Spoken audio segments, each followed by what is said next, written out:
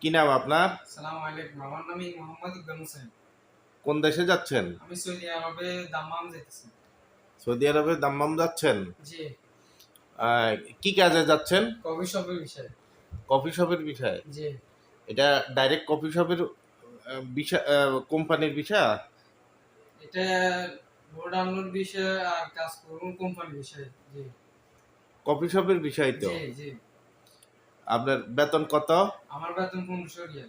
1500 Real. Duty? Duty 12 ঘন্টা। 12 ঘন্টা। জি। আমাদের সার্ভিস আপনার কেমন লাগছে? যদি আলহামদুলিল্লাহ সার্ভিস খুবই ভালো। আপনারা আসলে আপনাদের মন জয় হবে। ইনশাআল্লাহ। ইনশাল্লাহ। সার্ভিস নিবেন আল মানহাল অবশ্যই।